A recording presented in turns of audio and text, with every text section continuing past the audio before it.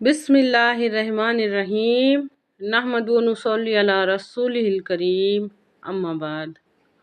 ہوتا کیا ایسا سوچ کے دیکھو کہ اعضائے جسمانی جسم سے دور رہے، اعضائے جسمانی جسم سے دور رہے، آنکھ دور ہے، کان دور ہے، ہاتھ دور ہے، پاؤں دور ہے۔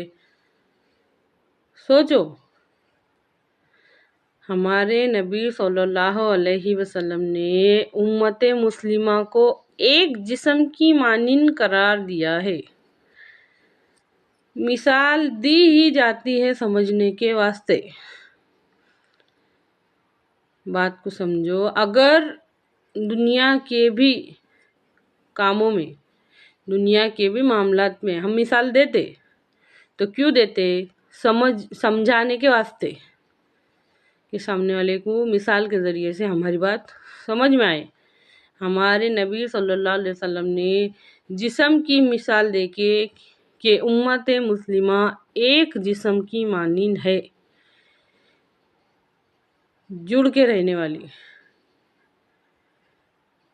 ایک مرتبہ 500 عالموں کا اجتماع ہوا، ہمارے تمہارے جیسے عام لوگوں کا نہیں، عالموں کا اجتماع ہوا۔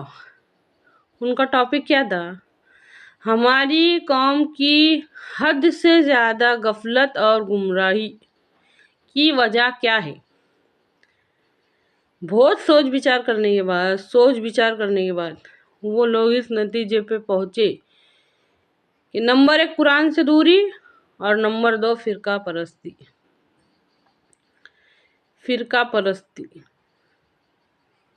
حد سے زیادہ گمراہی اور غفلت کی ہماری قوم کی سب سے بڑی وجہ۔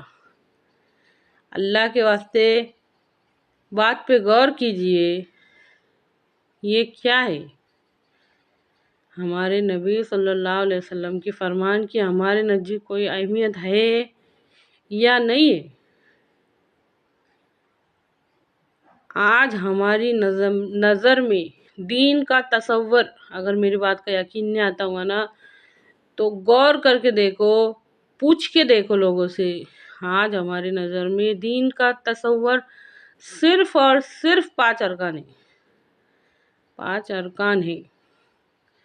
اور اگر اس سے تھوڑا سا ہٹ کے تھوڑے بہت صدقے زکوٰۃ، وہ بھی اسلام کے 5 ارکان میں جاتے۔ اور سال میں 2 عید، اس کے علاوہ نئے بدعت خرافات، وہ سب ایک الگ سے نکالی لی بات ہے۔ لیکن آج ہماری نظر میں دین کا مکمل تصور اسلام کے 5 ارکان ہیں۔